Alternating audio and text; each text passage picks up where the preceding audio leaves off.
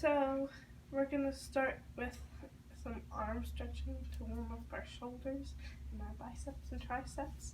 So we're gonna do the cross body arm stretch, which is where you take your, so we're gonna take our right arm and we're gonna put it across our body, and then we're gonna take it and we're gonna hook our elbow onto our elbow and pull it in to our body.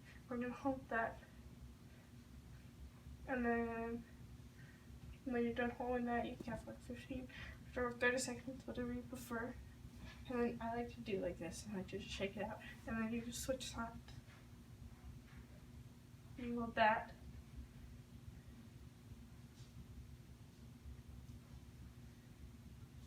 and then we're gonna do arm circles. And with arm circles, you just take like one arm. You can do both, but it looks kind of weird. And you just go forward for however, like, you can count by times you circle, or again by seconds, and then you just switch and you go back. Also, you can do this while running, and so it's not such like a standing stretch, like you're just standing here moving your arms, which is what we do mainly in wrestling. We run laps as we do this, and so then you switch arms, and you're just perfect, and you're trying to get full range of motion. You just turn back, and you do that. We're going to do, I don't know what it's called, but you take and you put your arm above your head, and then you drop your hand in between your like scapulas, and then you're gonna take your other arm and you're gonna reach with it, and you can grab either your elbow or your like tricep. But I grab my elbow, and then you just pull it to like this, to this the opposite side that you're pulling with. Ow, I just popped my shoulder. And see, just switch.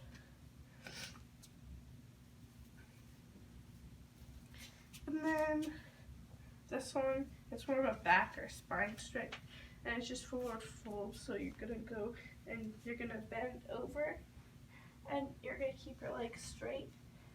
Although sometimes this can like stop circulation, like, or limit circulation to like just like in your legs. So it helps if you like instead you like rock your legs, or just like bend them, keep them slightly bent, or like, yeah, you just move with them. So you like just fold down as far as you can go, try and touch your hands to the ground, or like whatever you can do.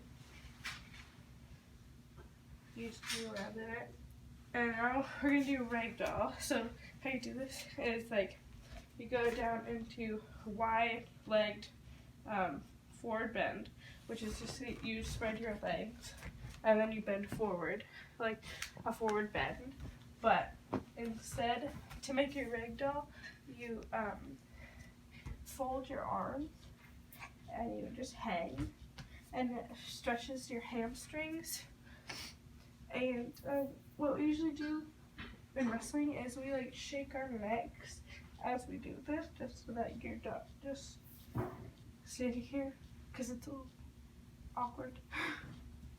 And you can get an extra stretch if you move and everything when you do it. And so then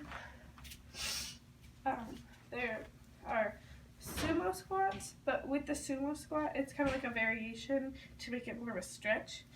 And so you go down and you spread your legs like more than in a normal squat. And when you squat, you put your hands on your knees, and then you just turn a shoulder, and so it starts to push this hip out, and so it stretches like your groin muscles, and it's like a really deep like inner thigh adductor stretch. And you can kind of like move around it, like you can like straighten a leg and just like rock, and like, so it helps like work like all your like adductor muscles around your groin area if you just kind of like move around in it. And then these are, we call them hamstrings, but we usually do them while walking.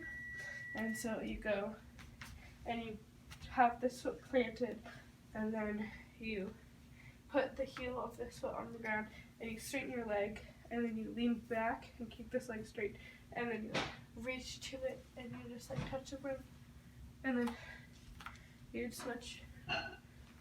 And so if you were to be walking, you'd be like, and it's just a hamstring stretch. And then there's pike, which is basically just forward fold, but you're going to be sitting down.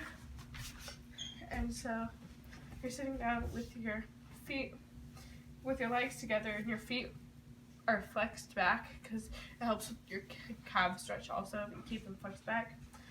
And so then you're just going to lean down as far as you can. You can grab your legs, and it'll stretch, like, again, your hamstrings, but, like, also, like, I feel in my calves just because they have really tight calves, and, like, your knees. And so you just, like, try and put your head to your knees, although a lot of people can't, so.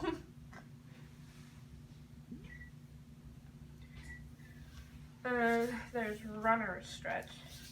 Can't do this very well with my knee, so I'll just do it like this way. But you get, and so you put this leg at 90 degrees and this leg at 90 degrees, and then you just lean into it. And so like it will stretch like right here on your leg. And if it's not an intense enough stretch, and if your balance is good, you can grab this like foot and you pull it to your like glute, and it's like a really intense stretch. But that's only like if you need it, because it can be really strenuous. And so then you'd switch. Can't switch very well because of my knee, so I'm not going to switch. But next is 90-90. And so what you do is you sit down and then you put this leg at 90 degrees from like where your hips are lined up, and then you go like, and you put this one behind you at 90 degrees, and then you lean over the front foot, and it stretches like your outside, the outside of your thigh, like right here. And it's just a really deep stretch, especially if you haven't stretched today, like I haven't.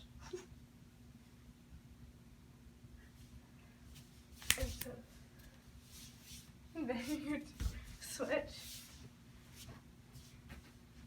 Oof, ow.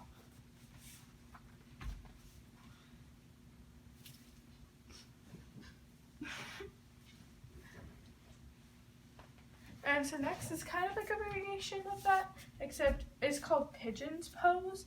And so again, you're going to have the front foot at 90 degrees, but instead of having this one at 90, you're just going to straighten it back, and you're going to lean over it. Of course, you can't always keep it at 90 degrees. Like right now, it's definitely not at 90 degrees. It's probably at 45. But like, again, it's like switches like the outside of your thigh really intensely.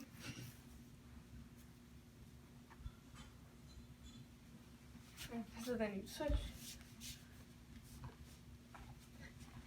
With this one, like, you don't need to lean over your legs, it just intensifies it.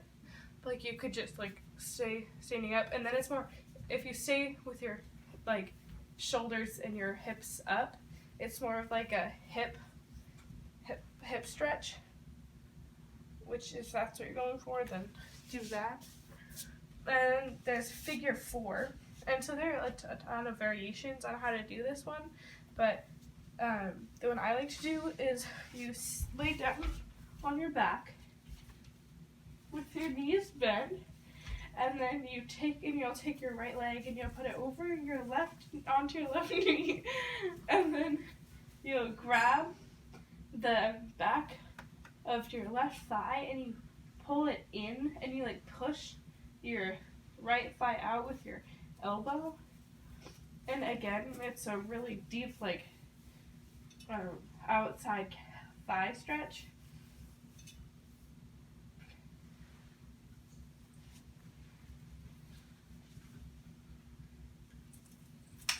You could also do this one standing, And when you do it standing, you can also kind of do it in a walking way, which is like one of the ones for like soccer and stuff, which is you just go like this.